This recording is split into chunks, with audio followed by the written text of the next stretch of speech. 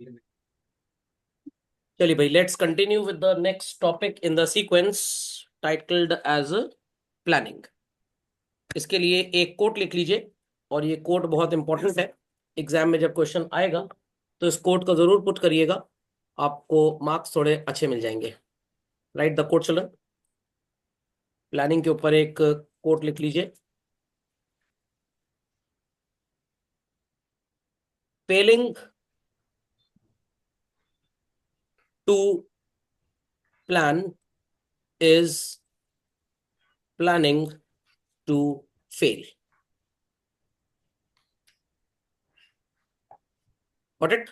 Fehling to plan is planning to fail. कहने का मतलब, अगर आपका प्लान ठीक नहीं बना है तो जो बना है नॉन ठीक प्लान, वो ठीक से काम नहीं करेगा। ये कोट मेरे क्लास 12th के टीचर ने मेरे को सिखाया था। तो जब भी मैं चैप्टर पढ़ाता हूँ, मैं ये कोट जरूर लिखवाता हूँ बच्चों को। तो प्लानिंग का मतलब क्या होता है? The first thing is setting up of objectives. आप क्या अचीव करना चाहते हैं? Formulating the course of action. अगर आपके पास मल्टीपल प्लान्स हैं तो उसमें से बेस्ट कौन सा वर्कआउट करेगा। For example, you have to plan a production during festive season. तो आप अगर मल्टीपल डाइवर्स चीजों में डील करते हैं तो आप उन चीजों का प्रोडक्शन प्रायोरिटी पे रखेंगे जिनकी सेल इमीडिएट है या जिनकी सेल बाद में होनी है बच्चों, जिनकी सेल इमीडिएट है। And selecting the best possible alternative. तो if you have multiple types of alternatives, कहने का मतलब आपका एक पिज्जा आउटपुट है, तो मतलब आउटलेट है, सॉरी। आप अवन में भी पिज्जा बना सकते हैं जो इलेक्ट्रिक अवन होता है, और गैस अवन में भी बना सकते हैं।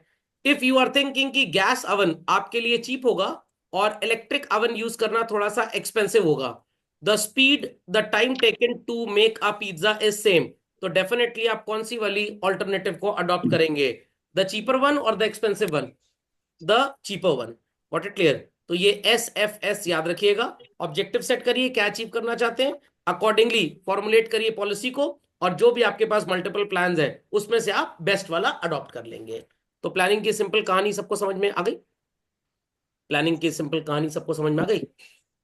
चलिए, so the plan that is developed must be developed in a given time frame. If time factor is not taken into consideration, conditions in the environment may change and the plan may go waste. अभी जैसे हमारे प्रयागराज शहर में एक कुंभ मेले जैसा आयोजन होने वाला है, और गवर्नमेंट की उम्मीद है कि करोड़ों लोग जो घर में पता नहीं नहाते कि नहाते, मेले में जरूर आके नहाएंगे। कितने तो नदी नाले में ही नहा चले जाएंगे, बाद में पता लगेगा वो नाले का पानी था, गंगा जी का जमुना जी का पानी था ही नहीं। तो ढेर सारा एरिया खाली छोड़ दिया गया है।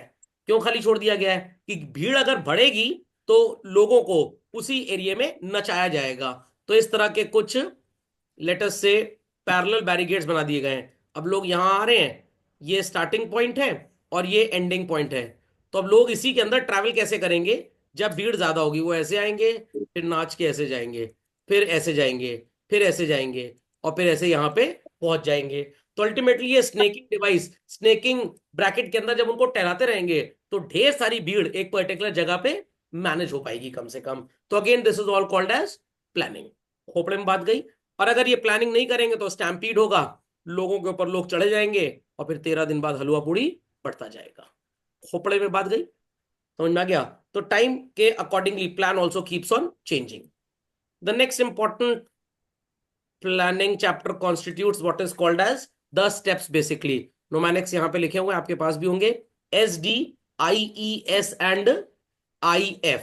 तो सबसे पहला काम, as I said earlier as well, you need to set your objectives. Objectives practically दो हो सकते हैं, वेल्थ मैक्सिमाइजेशन जो प्रॉफिट मैक्सिमाइजेशन से होगा, as well as sales maximisation. तो every business enterprise will see to it कि भाई हमारा मेन ऑब्जेक्टिव क्या है। अगर हम अपने प्रॉफिट को मैक्सिमाइज करते हैं तो डेफिनेट सी बात है, हमारी प्रॉफिट अगर ज्यादा है तो हमारी डिविडेंड पेइंग कैपेसिटी बेटर होगी। अगर डिविडेंड पेइंग कैपेसिटी बेटर होगी तो more people would like to buy shares of our company, और less people would like to buy shares of our company children. More people, तो ज्यादातर लोग shares क्यों खरीदेंगे? बिकॉज शेयर के प्राइसेस दिन ब दिन बढ़ रहे हैं, तो जो एग्जिस्टिंग शेयर होल्डर्स होंगे उनके स्टॉक्स का प्राइस, उनकी वेल्थ का प्राइस भी बढ़ जाएगा। तो आपने मान लीजिए किसी कंपनी का 10 रुपए का शेयर खरीदा, और वो कंपनी बहुत बढ़िया प्रॉफिट अर्न कर रही है, डिविडेंड बहुत अच्छा दे रही है, तो people would like to buy the shares of those companies. तो your share which was bought at 10 rupee may be priced at 12 in the market. 1 lakh share अगर आपने 10 के हिसाब से खरीदे हैं, आज अगर वो 12 रुपए के हो गए तो your wealth has gone up. खोपड़े में बात गई। तो कंपनी जब ऑब्जेक्टिव सेट करती है प्रॉफिट बढ़ाने का, सेल्स बढ़ाने का, तो सिर्फ कंपनी का फायदा नहीं होता है, जो शेयर होल्डर्स होते हैं उनकी भी वेल्थ बढ़ जाती है। बात समझ में आ गई? डेवलपिंग प्रेमाइसेस, कुछ बच्चे सोचते हैं डेवलपिंग प्रेमाइसेस का मतलब एक जमीन खरीद ली, उसपे चार दीवारी लगा ली, दैट इज डेवलपिंग प्रेमाइसेस। ऐसा कुछ नहीं है। डेवलपिंग प्रेमाइसेस का मतलब होता है the limits, the assumptions, the conditions within which हम अपनी प्लानिंग को फ्रेम करते हैं। Got it clear? अब अगर हमारी गवर्नमेंट चाहती है, स्टेट गवर्नमेंट और सेंट्रल गवर्नमेंट, कि कुंभ मेले में प्रयागराज में ज्यादा से ज्यादा लोग आए, अच्छी तरीके से सब कुछ मैनेज हो जाए, तो क्या सिर्फ कुंभ एरिया बेस्ट डेकोरेटेड होना चाहिए? Not at all. The means of transportation, जो वहां तक लोगों को लेके आएंगे, they should also be well develop. या सिर्फ मेले में आयोजन ठीक हो जाए तो भीड़ बढ़ जाएगी? आंसर, ट्रांसपोर्ट आपको ठीक करना पड़ेगा, ठीक के साथ साथ ट्रांसपोर्ट क्विक एंड फास्ट करना पड़ेगा। And not necessarily only road transport, that is बस के थ्रू भी लोग आ पाए, ट्रेन के थ्रू भी आ पाए, एज वेल एज प्लेन्स के थ्रू भी आ पाए। अब मान लीजिए कोई अगर 10,000 रुपए की फ्लाइट लेके आ रहा है और उसको प्रयागराज में आने पे पता लगे कि यहाँ पे तो लॉजिंग की कोई व्यवस्था ही नहीं है, होटल में रूम्स ही इतने अवेलेबल नहीं है, तो गवर्नमेंट को कुछ जिसमें भी काम करना पड़ेगा। तो गवर्नमेंट ने कहा चलो भाई हम वहां पे एक टेंट सिटी बनवा देते हैं, जो ज्यादा रईस लोग हैं जिनके पास ज्यादा पैसे हैं और नाली में फेंकने की जगह भी नहीं है, तो 1,10,000 का एक तंबू अम्बू उनको दे देंगे। मैं भी सोच रहा हूँ किसी घर में रहना, 20-25,000 किराया, मेरी घर में आके रह ले, मैं सड़क पे रह लूंगा कुछ दिन। समझ में आ गया? तो पता लगा कोई डोम सिटी इटी बन रही है, गए थे एक दिन, 1,10,000 का। मैंने कहा बाप रे बाप। कुछ होंगे बेवकूफ टाइप के लोग जो वहां पे रुकते हैं, बट खैर क्या कहने, बाकी लोगों को तो बिजनेस मिल ही रहा है कम से कम। डोम सिटी के सामने एक चाय वाला, उसकी चाय 470 रुपए की है। नहीं, हमने तो वहां पे नहीं पी थी, बस सुना था, हमने 10 ही रुपए वाले में पी ली। Got it clear? तो ये बात सबको समझ में आ गई। तो सिर्फ मेले में आपकी व्यवस्था ठीक हो, that will not go for it success. आपको मीन्स ऑफ ट्रांसपोर्टेशन, जो उससे सब्सिडरी जुड़ी हुई चीजें हैं, उनकी भी प्लानिंग आपको ठीक से करनी पड़ेगी। शादी का आयोजन तो माता पिता ने बहुत बढ़िया कर दिया, लड़की के पिता ने बहुत बढ़िया केटरर और टेंट वाले को और खाने वाले को बुला लिया, बट शादी ब्याह के स्थान पे कार पार्क करने की जगह ही नहीं है। तो क्या जो लोग कार से आने वाले हैं वो आ पाएंगे? वो बिल्कुल भी नहीं आ पाएंगे। So planning premises are the assumptions made about the future on the basis of which the plans are drawn. So assumptions are made in the form of forecast about the demand of a product. Planning premises are base material upon which plans are to be drawn. तो अगर कोई company plan कर रही है कि भाई हम अपना इलेक्ट्रिक व्हीकल लॉन्च करेंगे, तो इलेक्ट्रिक व्हीकल की लॉन्च तो सक्सेसफुल होगी, बट लॉन्ग टर्म में अगर आप इसका प्रॉपर सर्विस नेटवर्क नहीं बनाएंगे, क्या आपकी व्हीकल्स की डिमांड बढ़ेगी बाजार में? बिल्कुल भी नहीं। और ये एग्जाम्पल आप देख सकते हैं, उड़न खटोला का एक छोटा भाई था, क्या नाम था उसका, Ola. Vehicle was very good, but खराब होने पे उनका सर्विस सेंटर, सर्विस नेटवर्क एकदम चौपट था। तो गाड़ियों की कंप्लेन ज्यादा थी, बट उनकी कंप्लेन का रेजोल्यूशन करने वाले मैकेनिक उनके पास बहुत कम थे। तो now they are again planning कि जो लोकल मार्केट में मैकेनिक हैं हम उनको ट्रेनिंग देंगे और उनके यहाँ लोग हमारी व्हीकल को रिपेयर करा पाएंगे। बट 5 दिन 6 दिन में तो ये काम होगा नहीं, it will take another 5 6 7 months, 1 year or so. और उतनी देर में कंपनी का बट्टा बैठ जाएगा ठीक से। समझ में आई बात? नहीं आई बात? आ गई, very good. Identifying the alternative course of action. तो अगर मान लीजिए कि ठंडी बहुत ज्यादा हो, बरसात बहुत ज्यादा हो, but people are interested in the class and I am interested in teaching, अपनी प्लेस से मेरी प्लेस तक आना मुश्किल ही नहीं नामुमकिन हो जाए, मेरे पास alternative course of action for taking the class क्या हो सकता है भाई? ऑनलाइन हो सकता है। बट कुछ बच्चे कह रहे हैं सर अब बहुत दिन ऑनलाइन क्लास हो गई, अब चले एक दिन ऑफलाइन चलें, थोड़ा कुर्सी उर्सी का डेप्रिसिएशन निकालें। कुछ कह रहे हैं ऑफलाइन बहुत दिन हो गया, अब थोड़ा घर में सुस्ता लें। तो क्लास का मोड क्या बना दिया गया भाई? हाइब्रिड मोड बना दिया गया। समझ में आया कि नहीं आया? तो it is just like identifying the alternative course of action, कि अगर प्लान ए कामयाब नहीं हुआ तो प्लान बी, प्लान बी कामयाब नहीं हो तो प्लान सी। ये काम टाटास भी करते हैं, अंबानीज भी करते हैं, और वो जो पप्पू चोर है, अरे जो मेले में बटुआ चुराता है, वो भी ये काम कर रहा है। Is that clear? चोरों का भी ऑल्टरनेटिव कोर्स ऑफ एक्शन होता है। Evaluating the alternative course of action, sir दोनों में फर्क क्या है?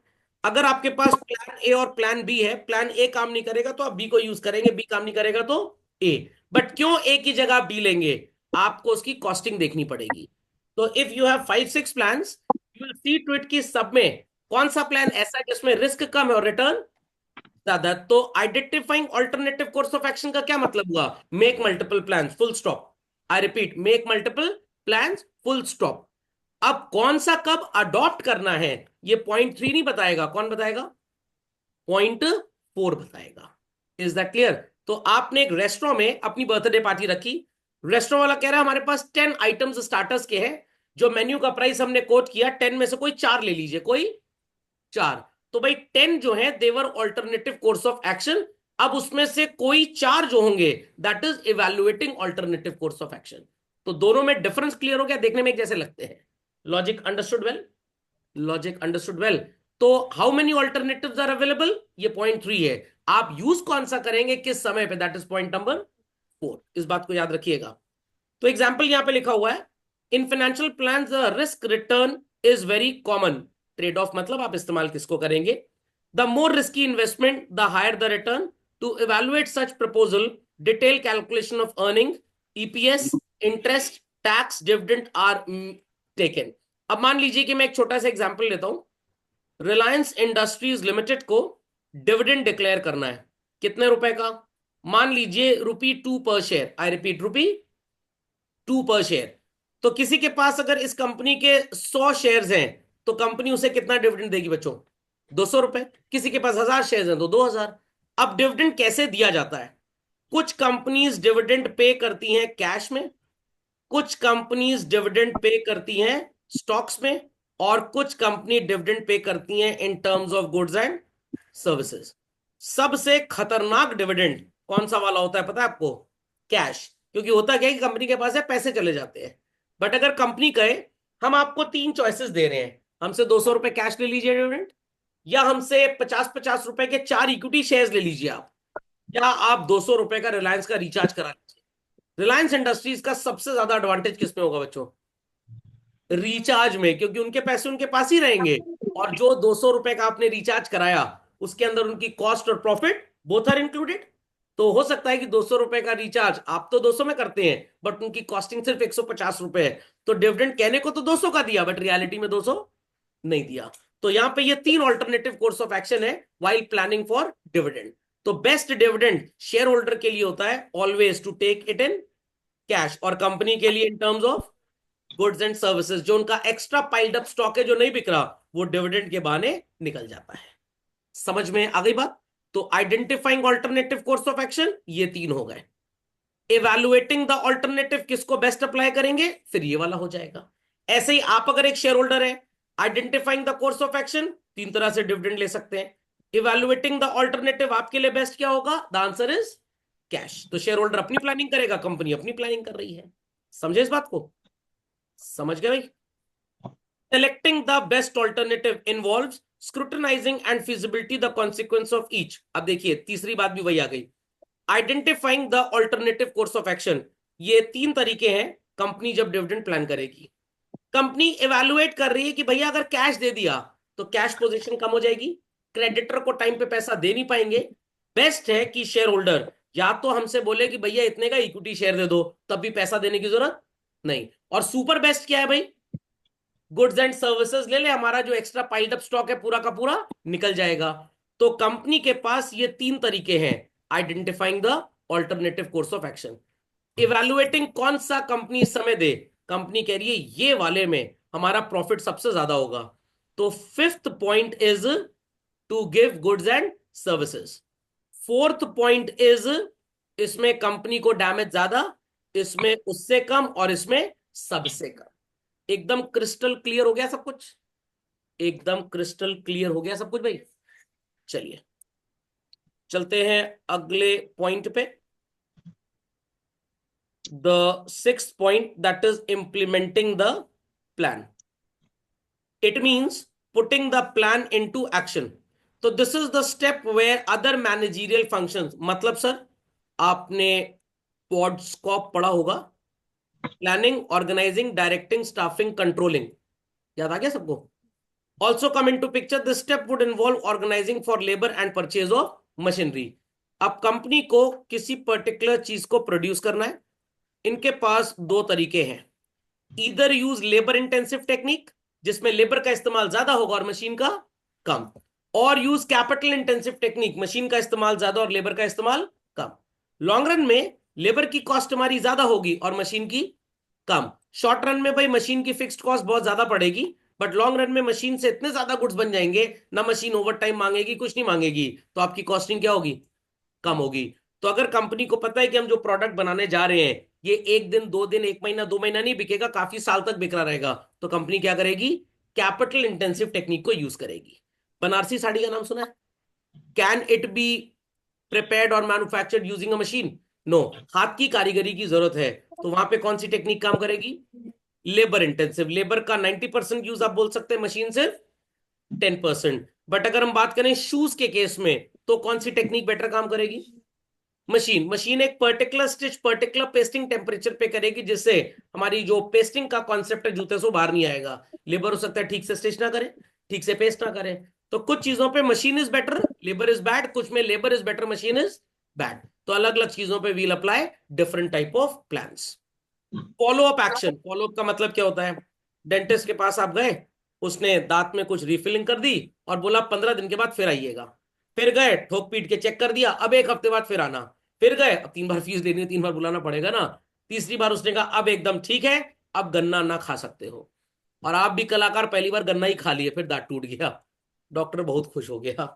समझ में आ गई बात? तो फॉलो अप का मतलब जो आपने प्लानिंग की थी, जो आपने ऑल्टरनेटिव प्लान सेलेक्ट किया था, जब आपने उस ऑल्टरनेटिव प्लान को यूज करना स्टार्ट किया, तो यू फाउंड कि plan A B C D में प्लान सी सबसे अच्छी तरीके से काम कर रहा है, तो परमानेंटली आप इसी प्लान में अपने गुड्स एंड सर्विसेज, फैक्ट्री वगैरह जो भी है, आप उसको प्रोड्यूस करने के लिए यूज करते रहेंगे।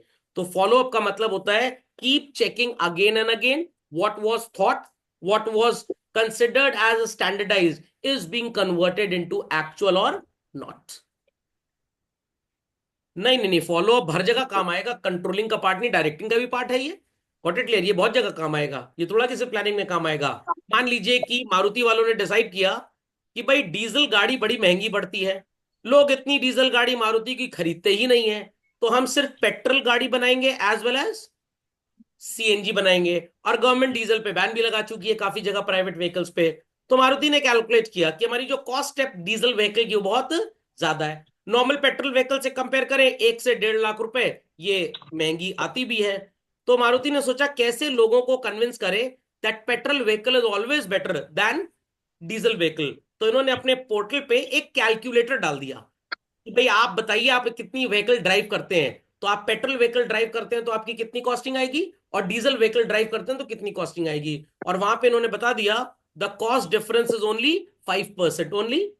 पेट्रोल गाड़ी में मान लीजिए महीने में 5,000 का फ्यूल लगेगा, तो डीजल में लेटर से 4,600 700 का लग जाएगा। और खरीदते टाइम आपको कितने पैसे ज्यादा देने पड़ेंगे, 1 से 1.5 लाख रुपए। तो आपको कार एजेंसी का एजेंट क्या समझाएगा, सर इतने पैसे का ना एफडी करवा दीजिए, एफडी का जो इंटरेस्ट आएगा उसमें पेट्रोल डलवा लीजिएगा आप। तो मारुति ने लोगों को इस तरह से कन्विंस करना स्टार्ट किया। Again and again again again जब मार्केट में देखा कि नहीं हमारी गाड़ी की पेट्रोल की जो सेल थी उतनी थी, जो कस्टमर डीजल गाड़ी हमारे यहाँ खरीदने आता था वो हमारी गाड़ी छोड़ के टाटा महिंद्रा इनकी गाड़ियां खरीद रहा है। तो मारुति ने सोचा चलो फिर से स्टार्ट करते हैं to manufacture what, diesel car. This is follow up. फिर इनका जो शोरूम है ये फैक्ट्री को बोलेगा पेट्रोल व्हीकल की सेल तो सेम है, जो डीजल वाली गाड़ियां आपकी बिकती थी अब वो बिक नहीं रही, और कस्टमर हमारे से उसकी जगह पेट्रोल वाली गाड़ी खरीद ही नहीं रहा है, वो कहीं और भाग गया है। तो हर महीने शोरूम 100 पेट्रोल व्हीकल और 20 डीजल व्हीकल्स बेचता था। डीजल व्हीकल मारुति ने बंद कर दी, सेल ड्रॉप टू ओनली 100। तो ये बात जब इंस्ट्रक्ट की गई फैक्ट्री को, तो फैक्ट्री सुपरवाइजर ने डायरेक्शन दिया अपने वर्कर्स को कि भाई अपनी डीजल व्हीकल फिर से बनानी स्टार्ट कर देंगे। तो this is somewhat called as what, follow up. But diesel vehicle बंद करने के बाद देखा 100 पेट्रोल एंड 20 डीजल बिकती थी। अब जब डीजल व्हीकल बंद हो गई 120 पूरी पेट्रोल बिकने लग गई। तो फॉलो अप एक्शन में पता लगा कि हमारी सेल में कोई भी रिडक्शन नहीं हुआ, तो जो हमारा प्लान था डीजल को स्टॉप करने का वो ठीक से काम कर रहा है। तो this is follow up. Follow up का मतलब बस यही है, जो सोचा था उसको बार बार चेक करें कि वो ठीक से काम कर रहा है या नहीं कर रहा। जैसे मम्मी ने आपको बचपन में होमवर्क दिया मैथ्स का, भाई चलो ये 10 क्वेश्चन सॉल्व करो। हिस्ट्री का होमवर्क दिया, भाई 4 आंसर कर लो, और आपने टाइम पे कंप्लीट नहीं किया, मम्मी आई कान के नीचे 2 घंटा मार चली गई। It is follow. Is that clear और नॉट? पक्का? तो फॉलो अप वर्ड बेस्ट काम करता है डॉक्टरी भाषा में। बीच बीच में डॉक्टर साहब देखते रहते हैं कि जो दवाई दी थी वो सही से काम कर रही है या नहीं कर रही। समझ में आ गया? जैसे कोविड का इंजेक्शन 2 डोज लगता था लोगों को, तभी लोग परफेक्टली ठीक होंगे, जल्दी मरेंगे। तो पहला डोज लग गया, अब दूसरा भाई 30 दिन के बाद लगवा लीजिएगा। हिंदुस्तान में लोग इतने कलाकार हैं, फ्लाइट पे ट्रैवल करना है बट इंजेक्शन नहीं लगवाना, तो फर्जी सर्टिफिकेट ही बन जाता है यहाँ पे, तो वो जुगाड़ पानी से बन जाता है। चलिए, सबको समझ में आ गया भाई प्लानिंग के क्या क्या स्टेप्स होते हैं। आइए, चीफ मिनिस्टर ओपीडी करा दी जाए आपकी फर्जी में। तो फीचर्स ऑफ प्लानिंग, पहला फीचर क्या है भाई? It focuses on achieving objectives. हम ऐसा कोई भी प्लान नहीं बनाएंगे जो हमारे सेल्स मैक्सिमाइजेशन, प्रॉफिट मैक्सिमाइजेशन या शेयर होल्डर के लिए वेल्थ मैक्सिमाइजेशन ना बना रहा हो। ऐसे ऑब्जेक्टिव्स बनाएंगे जिसको हम अचीव कर सके। अब मारुति सोचे कि हम मर्सिडीज जैसी लग्जूरियस गाड़ी बना दें और अपनी मेजॉरिटी रिसोर्सेस को उन एरियाज में डायरेक्ट कर दिया जाए, तो मर्सिडीज जैसी गाड़ी तो नहीं बना पाएंगे। जो दूसरी कार्स का प्रोडक्शन हो भी रहा था वो भी बंद हो गया। Planning is futuristic, whatsoever we are doing it for the future. तो कुछ बच्चे हैं नहीं पढ़ रहे, उनके पेरेंट्स कंप्लेन करते हैं मेरे सर हमारा बच्चा पढ़ नहीं रहा है। मैंने कोई बात नहीं, वो कंपार्टमेंट की प्लानिंग कर रहा है, फ्यूचरिस्टिक प्लानिंग कर रहा है वो, ओके, तो be positive. Planning involve decision making. जैसे हम बात कर रहे थे, आइडेंटिफाई करिए कि कौन सा कोर्स ऑफ एक्शन आप चुनेंगे, किसमें रिस्क कम है और बेनिफिट ज्यादा है, किस प्लान को फाइनली 4 में से आप यूज करेंगे। That involves to take a decision what to do and what not to do. कितनी भी मेहनत आप कर लीजिए, ईंटे पत्थर को एक जगह से दूसरे के ले जाइए, that's a physical exercise, but planning करने का काम क्या है? Mental exercise. समझ में आ गया? लोग काम करते करते मेंटल ना हो जाए तो कम काम करेंगे, ऐसा नहीं है। So you have to use logical and systematic thinking. दिमाग का भरपूर इस्तेमाल करना पड़ेगा कि आने वाला भविष्य कैसा है। अभी गवर्नमेंट बहुत ज्यादा सब्सिडी दे रही है ईवीज में, तो चाहे कार कंपनीज हो, चाहे लेटस से फ्रिज बनाने वाली कंपनी हो, ये लोग सोच रहे हैं कि जितना कम से कम कार्बन एमिशन किया जा सके, तो हर डिवाइस ऐसी बनाई जा रही है जिसमें फ्यूल का इंटेक कम हो। फ्रिज आजकल आ रहा है, मेरे घर में भी है वर्लपूल का, तो उसमें एक स्टिकर लगा है कि ये एक सीएफएल, सीएफएल जानते हैं क्या होता है? Compact fluorescent lamp. जैसे एलईडी बल्ब आजकल आते हैं, उसके पहले हेलोजन बल्ब आते थे, बीच में एक सीएफएल बल्ब आते थे, अगर आपको याद हो तो वो ट्यूबलाइट की तरह ही होते थे, छोटे छोटे। तो सीएफएल लैंप के खर्चे पे आपका रेफ्रिजरेटर चल जाएगा। इतना एनर्जी एफिशिएंट है कि उसमें इनटेक ऑफ इलेक्ट्रिसिटी कम है but output will remain same.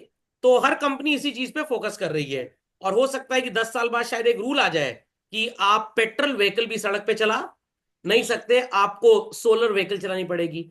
Multiple fuel वाली व्हीकल्स कंपनी लॉन्च कर देंगी, कार की जो छत होती है उस पर एक सोलर सेल लगा दिया जाएगा, जितनी देर आपकी गाड़ी सन के नीचे है वो बैटरी क्या होगी?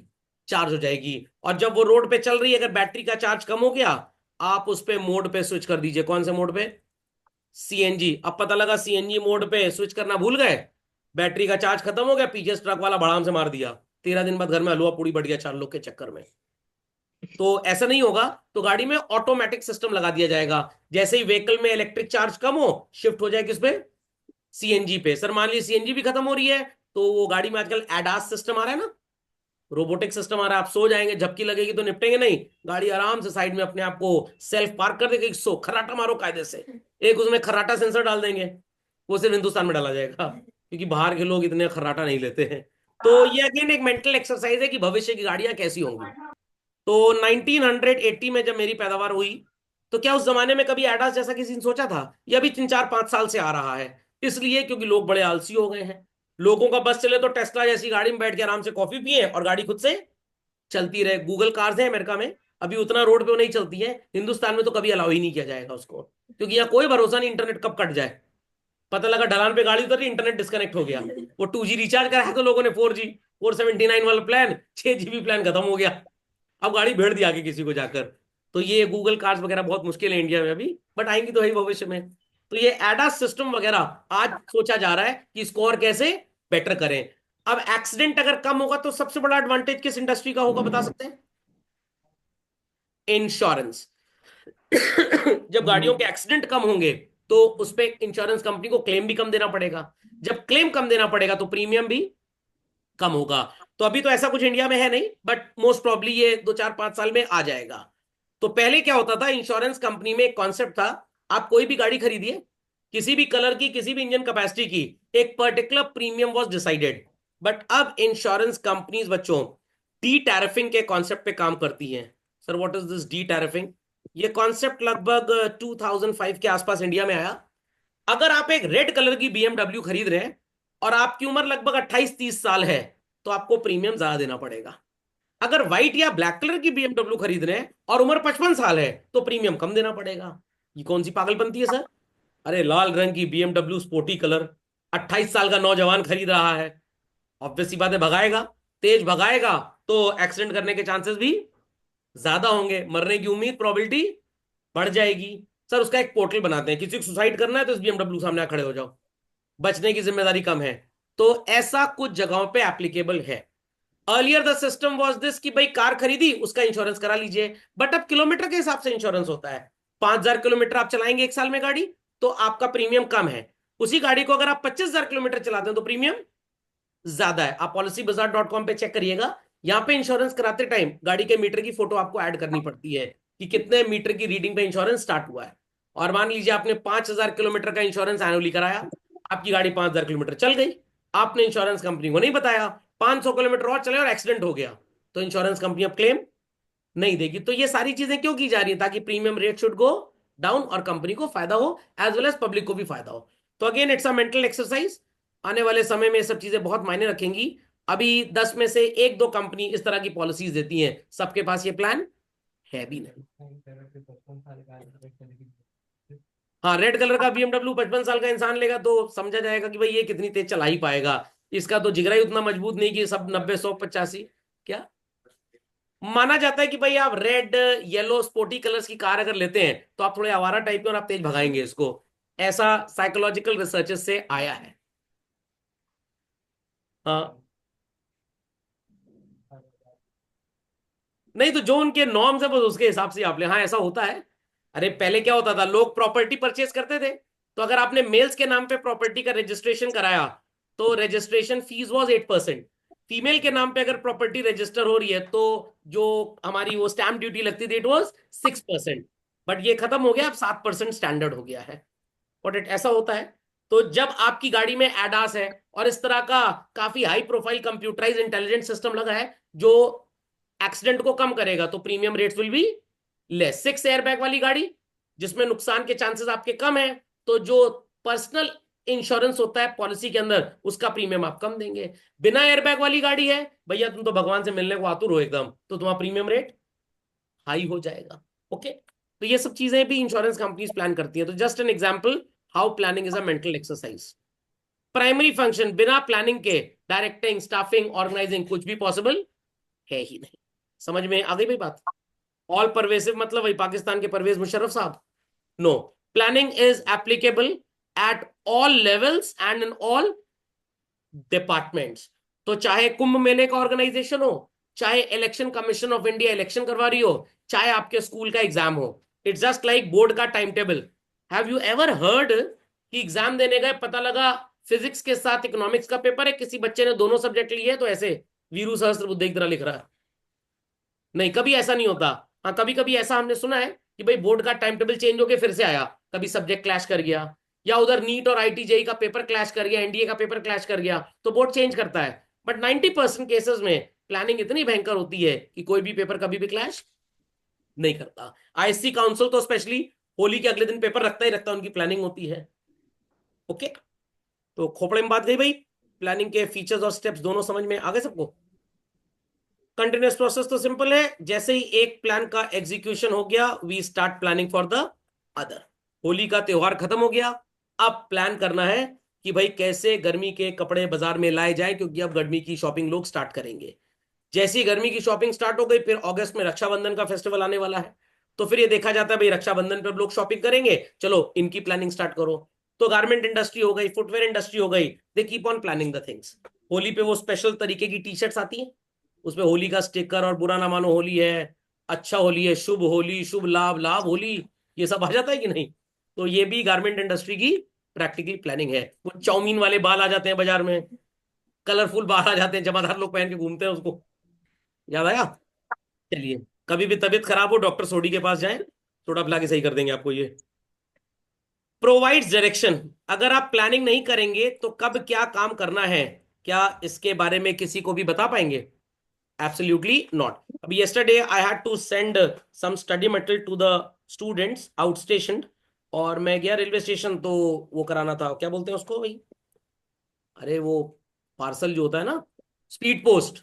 तो पुलिस वाले ने कहा सर गाड़ी अंदर अलाउड नहीं है। मैंने क्यों नहीं अलाउड, जगह पूरी खाली है। नहीं, इतना तेज नहीं बोला जितना तेज आपसे बोल रहा हूँ। मैंने क्यों सर, क्यों नहीं अलाउड है? हवलदार को भी सर बोलना पड़ता है, काम था ना अपना। कह रहे सर वो मेले के चक्कर में अलाउड नहीं है। मैंने कहा बड़ा अर्जेंट था।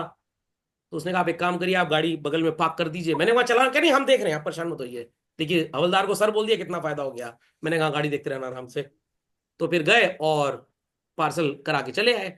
अब मेले के टाइम पे प्लानिंग इज दिस कि अगर व्हीकल्स स्टेशन के अंदर आ जाएंगे तो ट्रैफिक बढ़ जाएगा, तो लोगों को चलने में बड़ी तकलीफ होगी। और कोई गाड़ी वाला, मान मेरी तो सफेद गाड़ी एकदम विधवा कलर की, तो अगर कोई गाड़ी वाला नीली या लाल बीएमडब्ल्यू लेकर चला गया और ठोक ठाक दिया किसी को, कत्लेआम हो जाएगा।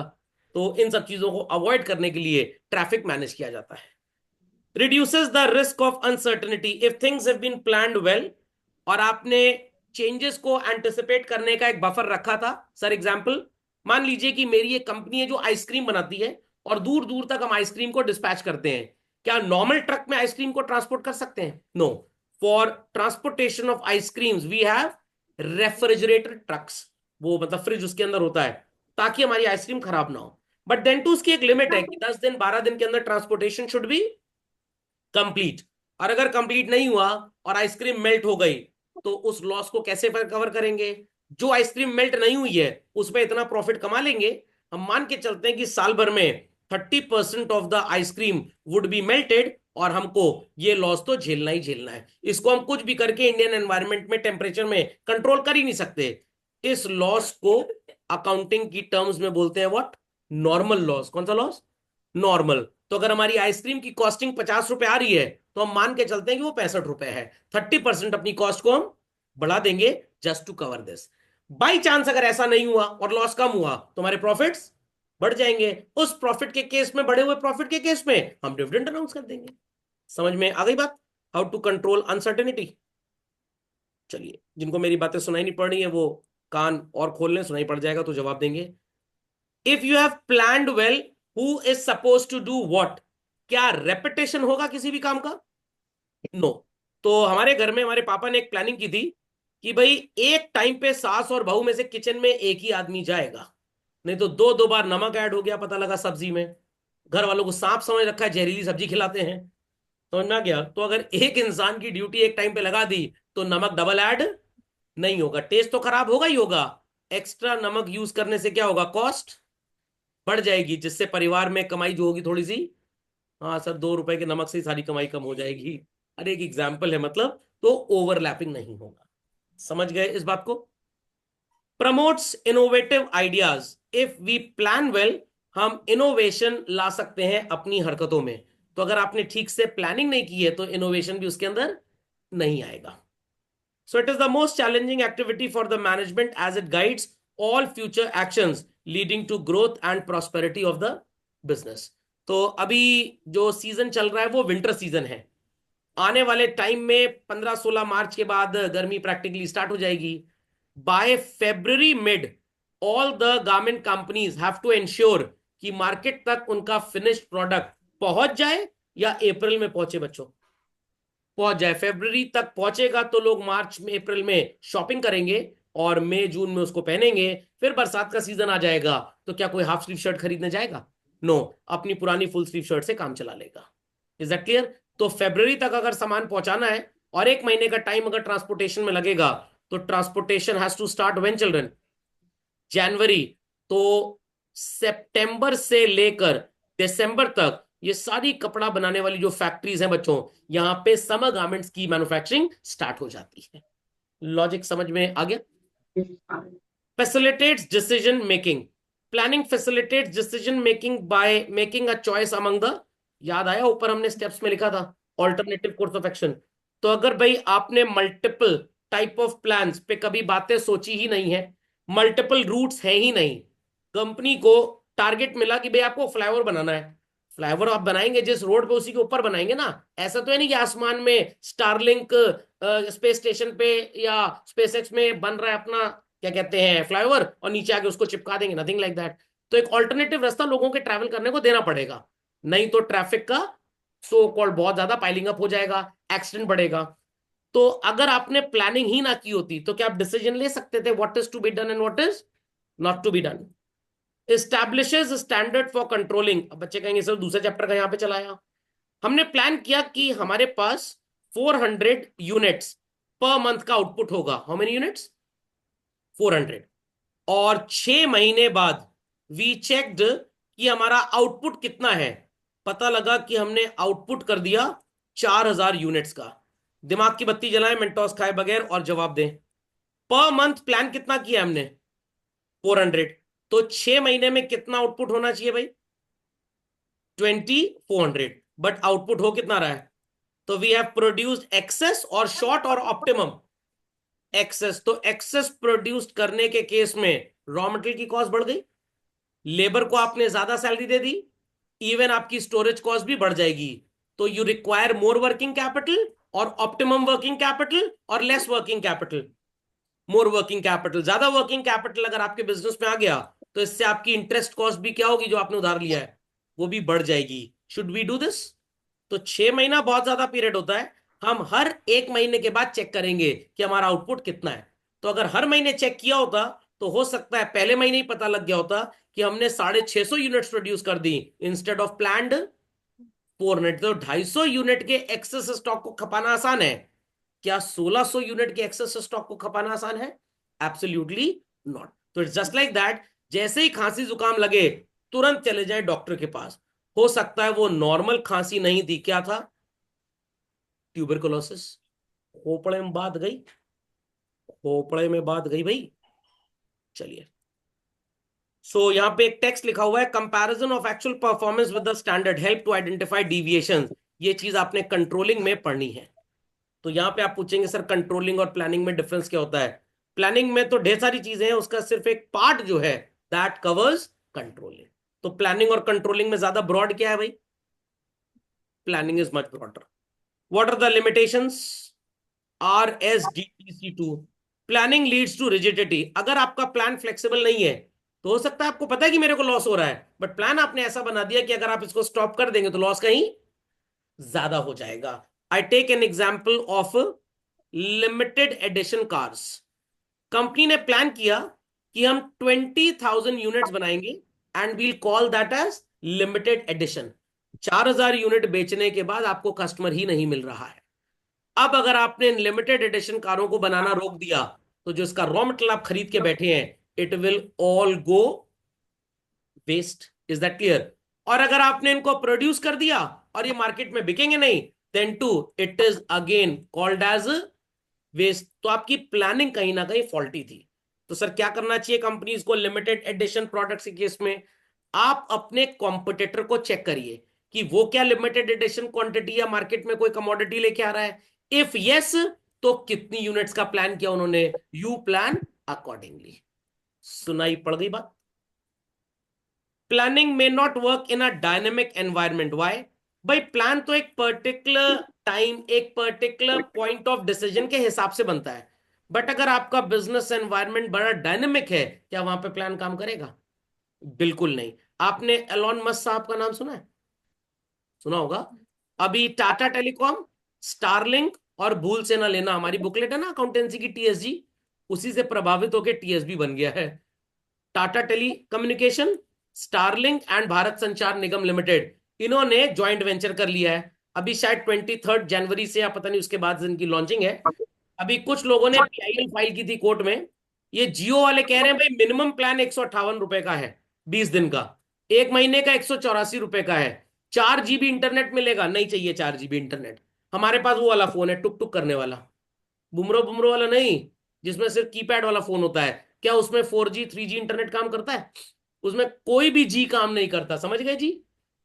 अब कंपनी चीट कैसे कर रही है लोगों को? 190 रुपए का प्लान भैया नहीं चाहिए, 190 का प्लान, हमको 9 रुपए का प्लान दो, हमको सिर्फ इनकमिंग चाहिए बस।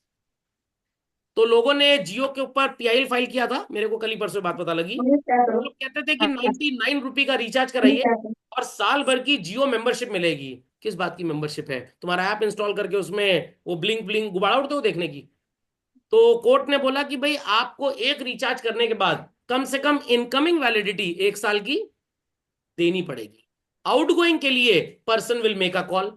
और प्लान्स में आप डेटा को खत्म कर लीजिए जिसके पास टुक टुक वाला फोन है। जियो कह रहा है अरे हम तो कॉलिंग का कोई पैसा नहीं, हम तो इंटरनेट का पैसा लेते हैं। कोर्ट कह रहा है जिसके पास टुक टुक वाला फोन है वो इंटरनेट कहाँ चलाए, कटिया मारे कहीं पे जाके। या दूसरा कहेगा तुम मेरा इंटरनेट चला लो, मैं कॉलिंग कर लेता हूं। तो आप ऐसा प्लान लेके आइए जहां पे ओनली कॉलिंग हो, क्योंकि उस टुक टुक वाले कीपैड फोन में इंटरनेट काम ठीक से करता ही नहीं है। जियो कह रहा है नहीं हमारा फोन है उसमें काम करता है, कोर्ट कह रहा है मेरे ठीक से काम नहीं करता। 12 बजे बटन दबाओगे 12:30 बजे सिग्नल एक्टिवेट होता है उसके अंदर। इतना 2 कौड़ी का फोन है। किसी को अगर सुसाइड करना हो वो जियो फोन नहीं आता वो दे दो, चलो बेटा इसको, इसमें व्हाट्सएप मैसेजिंग करके दिखाओ। लंच टाइम पे मैसेजिंग स्टार्ट करेगा, डिनर टाइम तक नहीं हो पाएगी। तो again it is what, dynamic environment है बट वो काम नहीं कर रहा। तो स्टारलिंक, टाटा टेली सर्विसेज और बीएसएनएल, स्टारलिंक क्या कर रहा है, टावर नहीं लगाएगा। तो जब वो टावर ही नहीं लगाएंगे, क्या जमीन का रेंटल देना पड़ेगा उनको? नहीं देना पड़ेगा। उनकी सैटेलाइट नाचती रहेगी ऊपर। कभी कभी आपने शायद देखा भी होगा, वो एक सीरीज में आसमान में रोशनी आपको नजर आ रही होगी। अगर हाथ से लंगड़ मार के पकड़ लें, नहीं इलाहाबाद में थोड़ा वो और ऊपर कर देंगे, यहाँ जाहिल गवार लोग थोड़े ज्यादा हैं, पर लंगड़ मार के अपने घर में सैटेलाइट उतार ली है। ठीक है, अब ये हमारे घर में रहेगी। तो अप्रोक्सीमेटली बोल सकते हैं शायद 10-20 किलोमीटर ऊपर। 20 किलोमीटर ऊपर तो कोई लंगड़ जाएगा ही नहीं, बट जम्मू कश्मीर वाले बड़ा तेज हैं, वो ऊपर पत्थर फेंकते हैं वो लोग। ओके, तो 10 किलोमीटर में शायद ज्यादा ही बोल रहा हूँ, शायद 2-4 किलोमीटर भी हो तो बहुत बड़ी बात है। तो वहां पे इनकी वो सैटेलाइट घूमती रहेगी। पावर कहां से मिलेगी? सूरज चाचू से। तो भाई बिजली का खर्चा जीरो, रेंटल का खर्चा जीरो। जियो को, बीएसएनएल को, वोडाफोन को, एयरटेल को, इन सबको रेंटल इलेक्ट्रिसिटी सब देना पड़ता है। स्टारलिंक में सारे खर्चे क्या हो जाएंगे? जीरो हो जाएंगे। तो इनको सिर्फ और सिर्फ नेटवर्क सेटअप डिस्ट्रीब्यूशन कॉस्ट पे खर्चा करना है। तो हो सकता है जो जियो का प्लान 479 का है, एलॉन चाचू आ जाए, मेरा सिर्फ 47 रुपीज का, आओ बेटा अब करो लड़ाई झगड़ा, बड़ा तुम परेशान किए गुजराती भाऊ, अब देखो मैं गुजराती मराठी ना बना दूं तो मेरा नाम एलन मस्क नहीं। समझ में आ गया? धीरे धीरे मुस्कुराता रहेगा, इसलिए उसका नाम मुस्क है। मूषक की तरह एकदम, पोपड़े में बात गई तो बस बहुत जल्दी बैंड बजने वाला है, इसलिए मैं सोच रहा हूँ रिचार्ज ही ना कराऊं नेट पर। पड़ोसी को कह दूं 1-2 दिन का इंटरनेट उधार दे दो जरा। तो ये बात समझ में आ गई। तो ये डायनेमिक एनवायरनमेंट है। और जो बेचारे जियो वाले, एयरटेल वाले 20 साल का 5G 6G लाइसेंस ले जा चुके हैं, अभी 1-2 साल पहले इनका रिन्यूअल हुआ है, 18 साल की लाइसेंस भी सरकार के पास जमा है, क्या ये कॉम्पीट कर पाएंगे? तो इनको भी अपना कुछ सिस्टम चेंज करना पड़ेगा। तो प्लान मल्टीपल टाइप्स होने चाहिए, कुछ फ्लेक्सिबल होने चाहिए और कुछ रिजिड होने चाहिए। तो अगर कुछ फ्लेक्सिबल है कुछ रिजिड है, तो जब समय ठीक चल रहा है यूज द रिजिड वन, जब समय बदल गया use the flexible ones. Any doubts on this? पक्का? तो it's just like that, plan leads to rigidity. हमारे पास सिर्फ कार है, हमें जहां भी जाना है कार से ही जाना है, क्या गली कूचे में गाड़ी जा पाएगी? तो कार भी होनी चाहिए आपके पास और बाइक भी होनी चाहिए। Have people seen that fire brigade vehicles, बड़े बड़े ट्रक होते हैं, हजारों लीटर पानी उसके अंदर होता है, बट क्या वो पतली सी गली में जा सकते हैं? तो इंडिया में तो ऐसा बहुत कम है, मैंने तो आज तक नहीं देखा। बाइक्स होती हैं, उन बाइक्स में 200-300 लीटर के वाटर कंटेनर्स होते हैं, ताकि जब तक ट्रक से मेन वाटर सप्लाई ना आ पाए, ये बाइक्स इंटीरियर्स तक जाकर आग बुझाने का काम कर पाए। तो here they work in a dynamic environment. समझ गए भाई बात? Planning reduces creativity. एक बार प्लान बन गया कि भाई इसी को फॉलो करना है, एनवायरमेंट इज चेंजिंग, हमारे पास एक डिफरेंट आइडिया है, बट हम उसको यूज ही नहीं कर सकते क्योंकि हम ऑलरेडी अपने बनाए हुए प्लान पे कॉस्ट बहुत ज्यादा खर्च कर चुके हैं। हाँ यस पूछिए। इनिशिएटिव आइडियाज, इनोवेटिव आइडियाज होगा।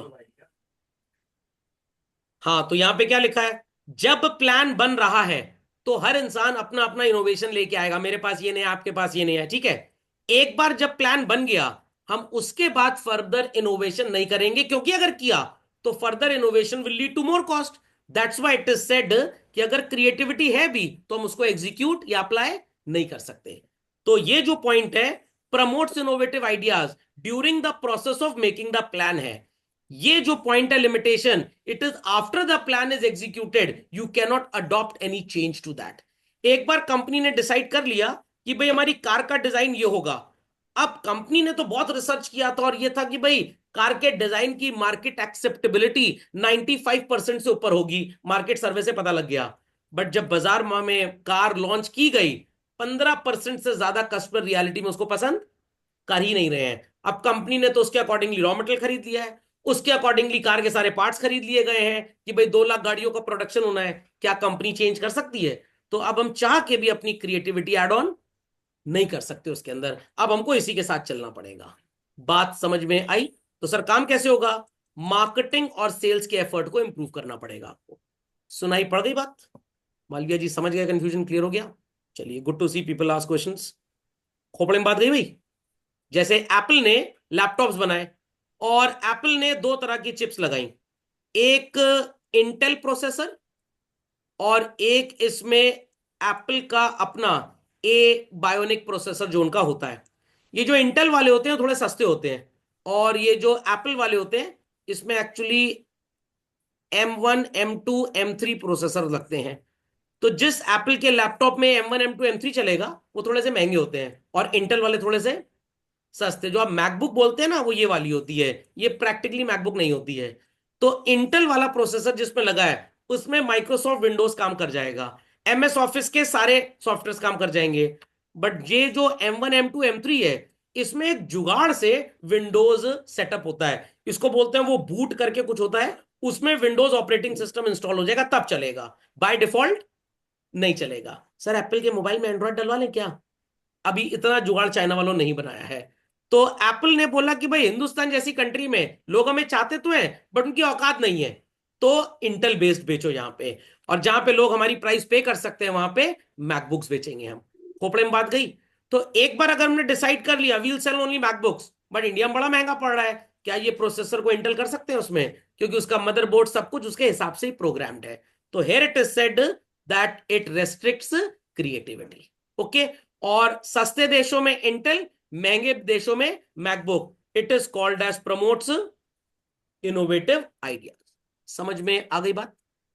समझ में आ गई बात भाई? Huge costs are involve. Obvious सी बात है, it's a mental process, requires huge policies, काफी मीटिंग्स डिस्कशंस प्रोफेशनल एक्सपर्ट्स के साथ करने पड़ते हैं। तो इसीलिए प्लान को बड़ा सोच समझ के बनाया जाता है। मैं आपको एक छोटा सा एग्जांपल देता हूं। Years ago central board of secondary education ने सोचा था कि हम एक नए टाइप का कोर्स लेके आएंगे और उसको नाम देंगे CBSE इंटरनेशनल। ये कॉम्पीट करेगा IGCSE एंड IB के साथ। What is this IB sir? International baccalaureate. तो इन सिस्टम से अगर आप IB स्कूल से पढ़ के जाते हैं तो ये जो टॉफल वगैरह के एग्जाम होते हैं ना इंग्लिश टेस्ट करने की दूसरी कंट्रीज में, वहां पे थोड़ा सा आपको रिलैक्सेशन होता है। सैट वगैरह में भी ऐसा ही है। बट नॉर्मल आप ISC CBSE या किसी स्टेट बोर्ड से पढ़ के गए तो ऐसा कुछ नहीं होता। तो CBSE ने सोचा अगर हम इसको स्टार्ट करें और ये सक्सेसफुल हो जाए तो नॉर्मल CBSE करिकुलम को हटा देंगे और क्या चलाएंगे? CBSE चलाएंगे। Are people understanding what I am saying? तो इन्होंने इंडिया में फर्स्टली 70 स्कूल्स में पायलट प्रोजेक्ट के तहत एफिलिएशन देना स्टार्ट किया कि भाई आप CBSE का प्रोग्राम अपने यहां चलाइए। मंडे टू फ्राइडे 5 दिन यहां क्लास होगी। पढ़ाई लिखाई का सिस्टम वो नहीं होता जो आप आज देखते हैं, हर चीज का प्रोजेक्ट मेकिंग होगा। बट अगेन हिंदुस्तान में क्यों नहीं तरक्की कर पाया? बच्चे को बोला गया प्रोजेक्ट बना के लाना है और वो बनाने लग गए बच्चे के पापा मम्मी, वही तरीका पुराना वाला, WWW, हम है गूगल बबलू, गूगल से प्रोजेक्ट छापने लग गए। तो काम करने का तरीका बहुत बढ़िया था बट उस तरह से एग्जीक्यूट हो ही नहीं पाया। 2-3 साल चला, उसके बाद जय माता दी, डब्बा गोल हो गया इसका। तो it was such an expensive project. काफी स्कूल्स दिल्ली वगैरह में तो एमिनिटी इंटरनेशनल ने पूरा CBSE का एक स्कूल खोल डाला, स्टाफ वगैरह सब भर्ती कर लिया, और उनको 2-3 साल बाद ही पता लग गया कि सिस्टम चल नहीं पाएगा। कुछ CBSE की गड़बड़ी थी, कुछ स्कूलों की गड़बड़ी थी, और अल्टीमेटली स्कूलों ने जो कॉस्ट लगाई थी 2-4 साल किसी तरह से चलाया, और बाद में फिर उन स्कूल्स को भी नॉर्मल CBSE स्कूल्स में कन्वर्ट कर दिया। तो it involve huge cost but ultimately it all went waste. समझ में आ गई बात? वाई इट वेंट वेस्ट, इसका एक लॉजिक तो मैं आपको बताता हूं। इस स्कूल में सिस्टम था कि मंडे टू फ्राइडे स्कूल चलेगा, सैटरडे को टीचर्स मीटिंग करेंगे क्या अगले हफ्ते पढ़ाना है, और हॉलीडे भी संडे को मिल ही जाएगा। स्कूल ने टीचरों को नौकरी तो दी, वो सैटरडे को क्या करने लग गए, जो दूसरे CBSE के बच्चे जिस करिकुलम में पढ़ रहे थे, अगर कोई टीचर एब्सेंट हो तो उनकी ड्यूटी वहां लगा देते थे। तो टीचर दिन भर एलिजिबल था, अवेलेबल था मीटिंग करने के लिए, what is to be taught in the next week, but उसको काम कहीं और पकड़ा दिया गया। तो सिस्टम बनाया तो गया बट वो एग्जीक्यूट हो ही नहीं पाया। Planning is a time consuming process, ये तो सब लोग समझ गए होंगे। As I said board room meetings, discussion with professional experts. तो एक दो दिन में कोई भी प्लानिंग नहीं हो पाती है, आपको बहुत ढेर सारा इसके लिए समय देना पड़ेगा। एंड जो प्लान आपने बनाया चिल्ड्रन, इज इट नेसेसरी कि ये सक्सेसफुल साबित हो ही जाए? आंसर, ये बिल्कुल भी जरूरी नहीं है। ओके, खोपड़े में बात गई। चलिए, coming down to the most important part of the topic, जो काफी कंफ्यूजिंग है, that is types of plans. कुछ प्लान्स ऐसे होते हैं कि एक बार ही यूज कर सकते हैं, आप इनको भविष्य में रिपीट नहीं कर सकते। जैसे हमारा बजट आता है, निर्मला सीतारमन जी फाइनेंस मिनिस्टर देती हैं, तो बजट और प्रोग्राम ये दो ऐसे हैं जो एक बार होंगे, अगले इवेंट के लिए आपको फिर नया बनाना पड़ेगा। It is called as which type of plan? Single use.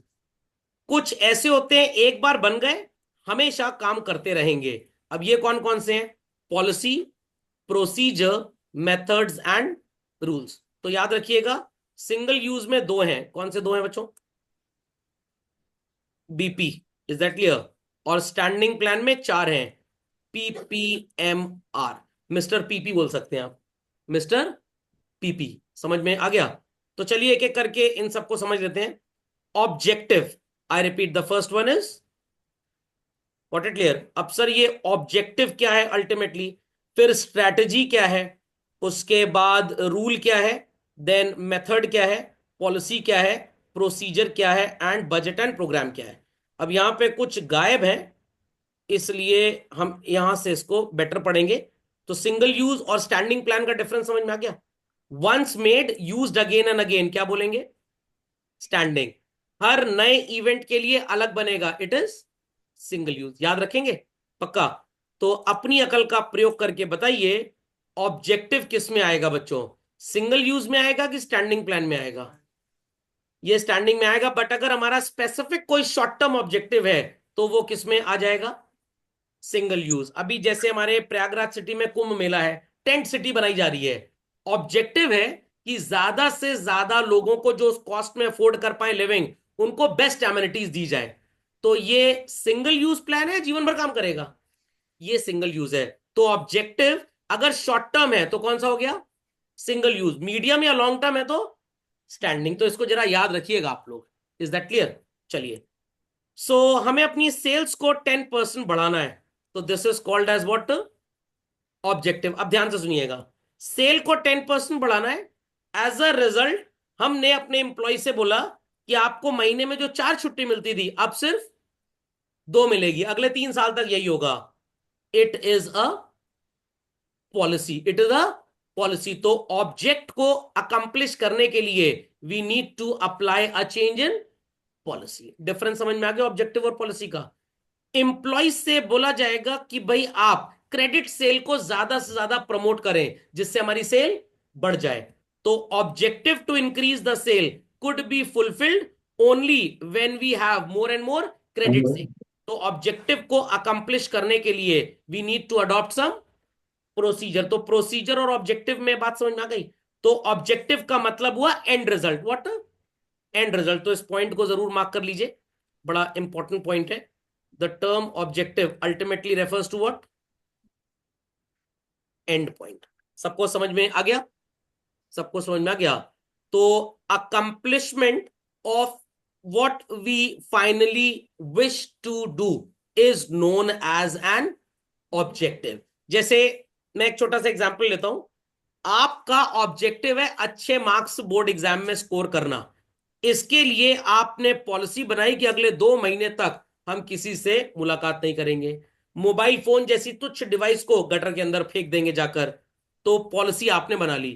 Procedure is आपने एक टाइम टेबल बनाया, आई रिपीट, आपने एक टाइम टेबल बनाया। मेथड इज जो पर्टिकुलर सब्जेक्ट हमने पढ़ लिया है, हम डेली उसका एक टेस्ट दिया करेंगे खुद से, इट इज अ मेथड। तो कंपैरेटिव स्टडी भी समझ में आ रही है सबको? चलिए, तो एंड पॉइंट याद रहेगा सबको? तो जब भी एमसीक्यू आएगा इसके बारे में याद रखिएगा, वर्ड क्या होना चाहिए? End point. ठीक है। Strategy, it provides broad contours of an organization and refers to the future decisions defining the organization's direction and scope in the long run. Marketing strategy of organization, which is channel of distribution to use, what is the pricing policy and how to advertise the product. एक यहां पे शब्द add कर लीजिए, and the word is critical. Anything which involves critical thinking is known as what? Is known as what, children? Strategy. तो किसी भी चीज में अगर क्रिटिकल थिंकिंग अप्लाइड नहीं है तो it is not called as a strategy, मतलब आपको चाणक्य विधि अप्लाई करनी पड़ेगी। वर्ड लिख लीजिए फास्ट। तो बच्चों साथ साथ कंपेयर भी करते जाते हैं तो और अच्छा समझ में आता जाएगा सबको। ध्यान से सुनिएगा। मेरा ऑब्जेक्टिव है कि हर बच्चे के मार्क्स बहुत अच्छे आ जाए, और इसके लिए स्ट्रेटजी अप्लाई की कि पढ़ने के बाद एक रिवीजन अगर हो जाए तो जो चीजें आप थोड़ी सी भूल रहे हैं, डेंटिंग पेंटिंग आपकी ठीक से हो जाएगी। Is that clear? कुछ बच्चों का ऑब्जेक्टिव है पहले माता पिता के पैसे बर्बाद किए ना पढ़ के, अब फिर बर्बाद करेंगे ना रिवीजन करके। Is that clear? तो ऑब्जेक्टिव है कि हमको पढ़ना ही नहीं है, स्ट्रैटेजी है कैसे उनको चीट किया जाए। याद रहेगा सबको? याद रहेगा भाई? चलिए, व्हाट इज अ रूल? कभी कभी आपने देखा होगा पब्लिक प्लेसेस पे लिखा होता है नो स्मोकिंग, समझ में आ गया? नो पार्किंग लिखा होता है तो लोग वहीं गाड़ी पार्क कर देते हैं। कभी कभी नो हॉन्किंग लिखा होता है, ए हॉर्न बजाए जा रहे हैं, हमको अंग्रेजी आती नहीं है, खोपड़े में बात गई। तो रूल का मतलब कानून की भाषा में एक तरह का रेस्ट्रेंट, और you can say a type of restriction. अब मैं तीनों को कंपेयर करूंगा। What is meant by objective, strategy and rule. ध्यान से सुनिएगा। ऑब्जेक्टिव है कि अपनी सेल्स को 10% बढ़ाना है। Is that clear? Strategy adopt की गई क्रेडिट सेल को एनहांस करने की। जिसके पास पैसे नहीं है वो भी खरीद के ले जाओ, भागोगे थोड़ा वापस तो आ ही जाओगे, शराब दे देना डेटर को, भाग जाएगी, ट्रक के नीचे आ जाए। तो स्ट्रैटेजी समझ में आ गई, to promote credit sales. Rule is 20 days के अंदर क्रेडिट सेल का पैसा रिकवर करना है, नहीं तो हम आप जैसे कस्टमर को फिर से प्रोडक्ट नहीं बेचेंगे। खोपड़े में बात गई? वंस मोर, ऑब्जेक्टिव इसकी सेल बढ़ानी है, स्ट्रैटेजी इसकी क्रेडिट सेल को ज्यादा प्रमोट करिए, रूल इज एम्प्लॉय को मंडे टू फ्राइडे छुट्टी लेना अलाउड नहीं है। अगर वो छुट्टी लेता है अदर देन मेडिकल रीजंस, हम उसकी सैलरी को उस पर्टिकुलर डे के लिए 50% कट कर देंगे। Fundamental logic is clear? तो रूल शब्द का मतलब समझ में आ गया, टू पुट अ रेस्ट्रेंट और put a restriction. Any doubts on this? क्योंकि अगर आप कंपैरेटिव अप्रोच नहीं समझेंगे तो एमसीक्यू में फंस जाएंगे और गलत करके चले आएंगे। चलिए, नेक्स्ट इज मेथड। अब सर मेथड का मतलब क्या हो गया? एक छोटा सा एग्जांपल लेते हैं। मान लीजिए कि आप एक फर्नीचर की फैक्ट्री चलाते हैं और अब आप फर्नीचर का प्रोडक्शन करवा रहे हैं। तो फर्नीचर बनाने वाले इंसान को क्या बोलते हैं? कारपेंट करने वाला इंसान। हाँ, कारपेंटर कार नहीं पेंट करता है, बट पता नहीं इसको क्यों बोलते हैं, इसको फरपेंटर बोलना चाहिए, फर्नीचर बना रहा है। अब आरी देखी आपने? आरी तो मैनुअली आरी चलाएंगे तब लकड़ी देर में कटेगी, या मशीन से चलाएंगे तब? मैनुअली। तो हम वर्कर्स को ट्रेन करेंगे कि वो mechanised system of production use करें या मैनुअल सिस्टम? मैकेनाइज। पहले घर में बढ़ई वगैरह आते थे और वो ऐसे ऐसे पेचा कसते रहते थे। These days what they have? Drill machine. Mummy गुस्सा ना दिलवाना, पता लगा वही ड्रिल लेके माथे में छेदा कर दिए, बुद्धि में कुछ घुस नहीं रहा है। ओके, तो अगर वो मशीनों का इस्तेमाल करेंगे तो speed of work will be fast, और जो टाइम वो होगा वो भी थोड़ा सा कम लगेगा। तो method is totally different from objective, strategy and rule. But अब आप कंफ्यूज कैसे होंगे? To attain the objective of higher sale, which of the two will be considered as best methods? Cash sale, credit sale, discount offers, all of these। तो यहां पे ये method की जब हम बात कर रहे हैं तो एक मेथड कैश सेल का हो गया, एक मेथड क्रेडिट सेल का हो गया। सिर्फ क्रेडिट सेल को प्रमोट करना है तो it is a strategy. Okay, तो यहां पे मेथड की जब हम बात करेंगे तो it is simply called as a way how a task has to be performed. Are people understanding what I am saying? चलिए, तो अगर मेरे को आपके दिमाग को थोड़ा सा इंप्रूव करना है तो मैं आपसे शॉर्ट आंसर लिखवाऊं, लॉन्ग आंसर लिखवाऊं, या मल्टीपल चॉइस क्वेश्चंस लिखवा लूं? एमसीक्यू में पता लगेगा कि आपकी अंडरस्टैंडिंग कितनी है। शॉर्ट आंसर लॉन्ग आंसर में तो इंडिया गॉट टैलेंट, 6 लाइन बकवास भोंक दो, टीचर खिसिया के 3 में से 1 नंबर दो, दे ही देगा। अरे जाओ 1 नंबर दो, भाड़ में जाओ, मरो जाके। खोपड़े में बात गई कि नहीं गई भाई? चलिए, मेथड। घर में कभी आपने कॉफी बनाई होगी या मम्मी को बनाते देखा होगा, या तो हाथ से लेके ऐसे बीट किए जा रहे हैं या तो मिक्सर ग्राइंडर यूज कर रहे हैं, it is again a method. Okay, बच्चे पूछ रहे हैं सर क्लास किस मोड में चलेगी, ऑनलाइन या offline? It is also called as a method. Okay, समझ में आ गया? So for imparting trainings to higher level managers, orientation programme, lectures, seminars can be organised whereas on the job methods are appropriate at lower level. तो आप अगर किसी company के managing director है और आपको सीईओ का प्रमोशन अगले 2 साल में मिलना है, बट आपका जो कोलीग है वो ऑलरेडी आईआईएम से एमबीए कर चुका है, अब आपको अपने ऑफिस में एक एप्लीकेशन देनी चाहिए और एक एग्जीक्यूटिव एमबीए प्रोग्राम आईआईएम का ज्वाइन कर लेना चाहिए। तो अगर आपकी ट्रेनिंग करवानी है तो आप किसी बेटर ऑर्गेनाइज्ड लेक्चर के थ्रू अपने आप को इक्विप करेंगे। बट अगर आपकी फैक्ट्री में कोई कारपेंटर है तो क्या उसको आईआईएम भेज दोगे? नहीं सर, उसको आईआईटी जम्मू भेजेंगे। अरे कारपेंटर का आईआईटी में कोई काम नहीं है, उसको पॉलिटेक्निक भेजना पड़ेगा जहां पे डिप्लोमा प्रोग्राम्स होते हैं। People understood this? People understood this? What is a policy? Policy में एक बात आपको सबसे पहले याद रखनी है, it is a guideline that is generally prepared by the top level manager. जैसे कोई भी इंसान अगर जॉब ज्वाइन करेगा तो हम जो भी उसको सैलरी देंगे, first year there would be no medical leaves allowed. I repeat, there would be no medical leaves allowed.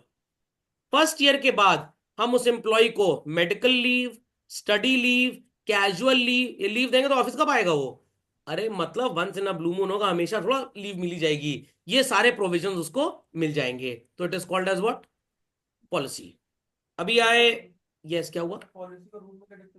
Policy और रूल में क्या डिफरेंस होता है, ध्यान से सुनिएगा। नए एम्प्लॉय को पहले साल नहीं मिलेगी कोई भी छुट्टी। समझ में आ गया? ये हो गई पॉलिसी। बट अगर वो छुट्टी लेता है, मेडिकल रीजन नहीं है, कोई जेन्युइन रीजन नहीं है, बिना बताए, हम उसकी तनख्वाह में 50% पैसा काट लेंगे। तो 50% पैसा काटना इज अ रूल, छुट्टी नहीं मिलेगी is a policy. Is that clear? तो रूल में it is very necessary there should be a kind of restraint और रेस्ट्रिक्शन। अभी recently I met old student Prankur Agarwal, तो मिला, बताया कि सीए हो गया उसका, इलाहाबाद में रैंक 1 थी। तो मैंने उससे पूछा भाई जॉब कहाँ है तुम्हारा? कह रहा सर मैं ग्रैंड थॉर्टन में भी ट्रेनिंग कर रहा था, तो अराउंड 10.5 to 11 लाख तो वही देंगे मेरे को, plus because I was doing training there, तो मेरे को एक रिटेनशिप करके एक अलाउंस होता है 3-4 लाख रुपए का, कि भाई आप हमारे ही हैं, आप हमें छोड़ के नहीं जा रहे, तो ये भी आपको बेनिफिट मिल जाएगा। तो सब मिला जुला के 13-14 लाख रुपए आ जाएगा। प्लस अभी मैं पार्टिसिपेट करूंगा किसी, मान लीजिए वो होता है ना अरे रिक्रूटमेंट ड्राइव, उसमें तो 18-19 लाख ये जा सकता है। तो अगेन ये ग्रैंड थॉर्टन की पॉलिसी है कि जो भी हमारे स्टूडेंट्स हमारे ट्रेनिंग कर रहे थे, जब वो सीए क्वालिफाई कर जाते हैं तो हम उनको 4,50,000 रुपए एडिशनली देंगे over and above the particular amount of salary, या जितनी सैलरी ऑफर कर रहे हैं उसका 30% और दे देंगे। इट इज फॉर ऑल, इक्का दुक्का के नहीं है, तो इट बिकम्स व्हाट? पॉलिसी। बात समझ में आ गई? आपके घर में एक नियम बन गया, रात को 9 बजे तक सबको घर लौट आना है, कहीं पे भी हो 9 बजे तक घर में वापस आना है, जो नहीं आया वो घर के बाहर सोएगा, सर्वेंट क्वार्टर में। ये रूल हो गया। Is that clear? समझ में आ गया? समझ में आ गया भाई? प्रोसीजर, किसी भी काम को करने के कुछ स्टेप्स होते हैं, उसे आप क्या बोलते हैं? प्रोसीजर। खोपड़े में बात गई? खोपड़े में बात गई। मान लीजिए हम्म। कि आपने पिज्जा हट का फ्रेंचाइज ले लिया। कैसे आप ऑर्डर प्लेस करेंगे अपने स्टोर के लिए, रॉ मटेरियल के लिए? तो सबसे पहले आप कंपनी की वेबसाइट पर लॉगिन करेंगे, वहां पे आपको अपनी ओल्ड परचेज नजर आ जाएगी, फिर आपको स्टॉक यूज्ड वहां पे लिखना पड़ेगा, ऑटोमेटिकली सॉफ्टवेयर कैलकुलेट कर लेगा कितना स्टॉक बचा है। सर उनसे क्या मतलब? बिल्कुल मतलब है। ऐसा तो नहीं कि आप उनसे सामान खरीद के किसी लोकल पिज्जा वाले को बेच रहे हैं जो आपके भाई बहनोई का है, और उनकी सेल ज्यादा हो रही है और आपकी सेल कम हो रही है। तो this is called as again a procedure. समझ में आ गया? बजट तो एकदम ही अलग है, a statement where we see to it कि क्या एक्सपेक्टेड इनकमिंग ऑफ मनी होगा, क्या एक्सपेक्टेड आउटगोइंग ऑफ मनी होगा, that is known as what? Budget. तो ये मल्टीपल टाइप ऑफ प्लान समझ में आ गए आपको? पक्का? अब अगर हम रियल लाइफ में बात करें बच्चों, मेनी अ टाइम्स बजट जो होता है वो लॉन्ग टर्म भी हो सकता है। कैसे? जब इंडिया में प्लानिंग कमीशन था और 5 ईयर प्लान पे काम करता था, भाई एक बहुत बड़ा सा 1,000 किलोमीटर का एक्सप्रेसवे बनाना है, क्या 1 साल में बन जाएगा? 5-10 साल लगेंगे। Then budget will not be called as a single use plan, it would be a standing plan. Budget का मतलब उस फ्लाईओवर का या उस हाईवे का पूरा काम हर साल में कितना कंप्लीट होगा, दैट इज सिंगल यूज। और पूरा जो 5 साल का काम है that is a flex, sorry क्या बोलते हैं उसको, स्टैंडिंग प्लान। समझ में आ गया? आखिरी आ गया बच्चों, टाइटल्ड एज प्रोग्राम। लोग बोलते हैं ना, अरे आज शनिवार है, आज कहाँ रेस्टोरेंट में खाना खाने चलना है, पापा ऑफिस से आएंगे तो प्रोग्राम बनेगा। एक कान के नीचे लगाऊंगा, ये प्रोग्राम नहीं है यहाँ पे। यहाँ पे प्रोग्राम का मतलब अ detailed statement about what is being done. आपकी कंपनी है रिलायंस इंडस्ट्रीज लिमिटेड, अब आपका ऑडिट होने वाला है, एनुअल ऑडिट। तो ऑडिटर कंपनी से लोग आएंगे, एक वो ऑडिट प्रोग्राम बनाएंगे। फर्स्ट काम, सबसे पहला काम, फर्स्ट पॉइंट पे वहां पे क्या लिखा होगा, accumulation of all books documents and vouchers, इकट्ठे करके एक जगह पे ले आइए। Second, if any verbal statement is to be required for the purpose of recording to be helpful in the audit purpose from the accountant or any key personnel or any director, that has to be recorded. Are people understanding or not? Third, any cross check required with any other organization with respect to vouchers and bills submitted, उसकी तैयारी कर ली जाएगी। उसके बाद कार्यक्रम पूरा start किया जाएगा कि भाई क्या हरकतें कर रही हैं जिससे हम अपनी एक्टिविटीज को स्टार्ट कर पाए। तो भाई सबसे चौथा काम, पहले दूसरे तीसरे हो गए, चौथा काम कैश बुक को चेक करेंगे। उसके बाद सब्सिडरी बुक्स को चेक करेंगे, फिर लेजर को चेक करेंगे, फिर ट्रायल बैलेंस को चेक करेंगे, वाउचर से एक एक चीज को मैच करेंगे। This whole process is known as what बच्चों? प्रोग्राम। बुद्धि खुल गई सबकी? So programme is a detailed statement about the project which outlines objective, policy, procedure, rules. तो OPPR, ओ हो जाता तो ओप्पो बन जाता। तो प्रोग्राम के अंदर आपको ऑब्जेक्टिव, पॉलिसी, प्रोसीजर, रूल सब कुछ नजर आएगा। तो जब हमारे देश में बच्चों बजट की तैयारी होती है ना, कब वो प्रिंट होगा, निर्मला सीतारमन जी या फाइनेंस मिनिस्टर जो भी कब के हो, वो उसको कैसे पढ़ेंगे, कैसे उसका एग्जीक्यूशन होगा, कब वो राज्यसभा पे जाएगा, राज्यसभा में 15 दिन बाद डिस्कशन होके वापस आएगा, फिर उसको प्रेसिडेंट साहब के सिग्नेचर के लिए भेजना पड़ेगा। This whole process is called as what? Programme. समझ में आ गया? तो plural having all these 4 things in it is called as what? Programme. समझ में आ गया? तो मैं कंपनी का मैनेजिंग डायरेक्टर हूं, मेरा ऑब्जेक्टिव है कि हमारी सेल 10% बढ़े। एज अ रिजल्ट एम्प्लॉइज की छुट्टियां अगले 3 साल तक थोड़ी कम कर दी जाएंगी। प्रोसीजर और रूल सब बना दिए गए, उसके अंदर जो छुट्टी लेगा उसकी सैलरी 50% काट लेंगे। इन सबको कंबाइन कर देंगे तो क्या बनेगा? प्रोग्राम बनेगा। सबको समझ में आ गया? पक्का?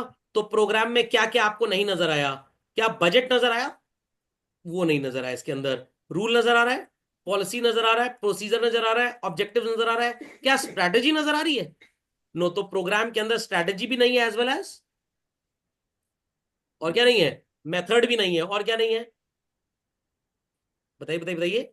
स्ट्रैटेजी नहीं है, मेथड नहीं है, बजट नहीं है, ऑब्जेक्टिव तो है, पॉलिसी भी है, प्रोसीजर भी है, रूल भी है, और कुछ याद रखिएगा, 3 चीजें नहीं है, 4 चीजें हैं इसके अंदर। ओके, खोपड़े में बात गई?